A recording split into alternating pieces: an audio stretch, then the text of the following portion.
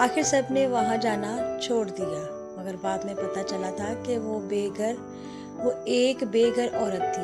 اس کا ذہنی توازن درست نہیں تھا۔ مان بولا۔ فان نے گردن ہلائی اور بولا، واہ تمہاری یادداشت تو بہت اچھی ہے۔ مجھے حیرت ہے، جب تم لوگوں سے ملتے ہو تو ان سے باتیں کیوں نہیں کرتے؟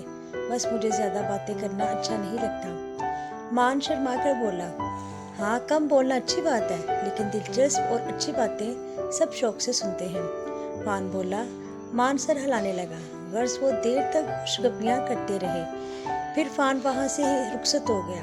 پھر فان نے حکمت عملی بدلی۔ اب وہ خود نہیں جانتا تھا بلکہ مان کو بلا لیتا۔ ایک دن اس نے اپنے گھر آ کے آگے سے گزرتے پھیری والے سے جو پہاڑ کی چوٹی تک جاتا تھا اپنا پیغام بھیجا، آج میرے بیٹے کا نتیجہ نکلا ہے، وہ اپنی جماعت میں اول آیا ہے۔ دوپہر کو گھر میں ایک چھوٹی سی تقریب ہے، تمہارا بھتیجا کہتا ہے کہ چچا کے بغیر مزہ نہیں آئے گا، لہٰذا تم فوراً چلے آؤ۔ پیغام پڑھ کر مان نے گہری آہ بھری، اس کا دل کہیں جانے کو نہیں چاہ رہا تھا۔ کچھ دیر تک وہ یوں ہی بے خیالی میں بیٹھا رہا، پھر اٹھا اور منہ ہاتھ دھو کر اپنا نیا سوٹ الماری سے نکالا اور پہن کر گھر سے نکل گیا۔ ہاں، رستے میں وہ بچے کے لیے تحفہ لینا نہیں بھولا تھا۔ گھر میں زور شور سے تقریب جاری تھی، بہت سے لوگ وہاں موجود تھے۔ شروع میں مان کچھ بجھا رہا، مگر پھر لوگوں میں گھل مل گیا۔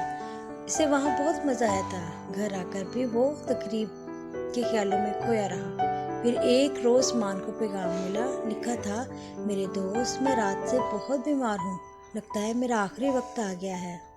میری خواہش ہے کہ جب میری جان نکلے تو تم میرے قریب موجود ہو۔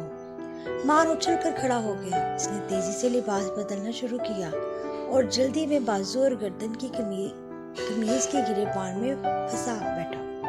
وہ غصے سے کچھ بڑبڑایا اور خود کو اس شکنجے سے نکالنے کی کوشش کرنے لگا، مگر ناکام رہا۔ آخر وہ چلانے لگا، ارے کوئی ہے جو مجھے آ کر نکالے، میں پھنس گیا ہوں۔ آخر اس کے پڑوسی نے آ کر اس کی مصیبت سے نجات دلائی۔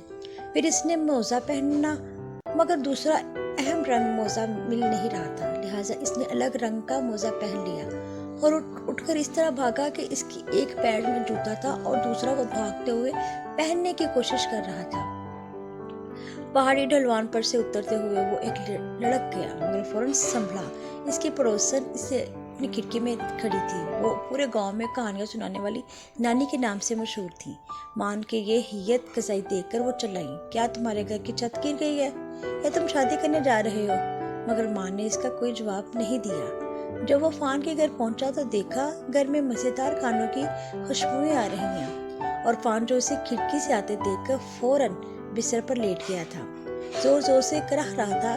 مان اس کے پاس بیٹھ گیا اور اس کا ہاتھ اپنے ہاتھ میں لے کر بولا، میرے دوست، آخر تمہیں کیا بیماری ہے؟ بس کچھ نہ پوچھو، مجھے اس کا نام لیتے ہوئے ڈر لگتا ہے۔ فان ہانپتے ہوئے بولا، میں نے سنا ہے کہ کسی زمانے میں دنیا کی آدھی آبادی اس سے ختم ہو گئی تھی۔ یہ کہہ کر اس نے گہری آہ بھری۔ مان اس کے ہاتھ پاؤں دبانے اور حوصلہ دینے کھانے کے وقت ہوا تو فان کی بیگم نے دسترخوان سجایا۔ مان نے دیکھا اس پر کئی قسم کے کھانے، پھل اور مٹھائیاں موجود تھیں۔ اس نے فان سے پوچھا، کیا تمہیں طبیب نے یہ پرہیزی کھانا نہیں بتایا؟ نہیں، اس بیماری میں سب کچھ کھا سکتے ہیں، فان بولا۔ اس نے ڈٹ کر کھانا کھایا اور ہنستا بولتا رہا۔ شام کو جب مان واپس آنے لگا تو اسے پتا چلا کہ فان کو معمولی زکام ہے۔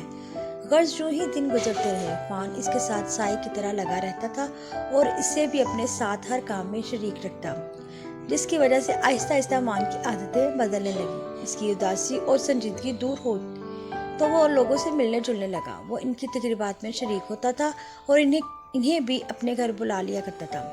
پھر ایک دن وہ شرمایا فان کے پاس آیا اور بیٹھ کر ادھر ادھر کی باتیں کرنے لگا، لیکن اسے لگتا تھا کہ کچھ کہنا چاہتا ہے۔ آخر وہ مدن دعا پر لے آیا، میں شادی کرنا چاہتا ہوں، وہ شرماتے ہوئے بولا۔ فان نے خوشی سے ہاتھ پر ہاتھ مارا اور چلایا، میرے دوست، یہ بات سننے کے لیے مجھے بہت انتظار کرنا پڑا۔ خیر، دیر آیا درست آیا۔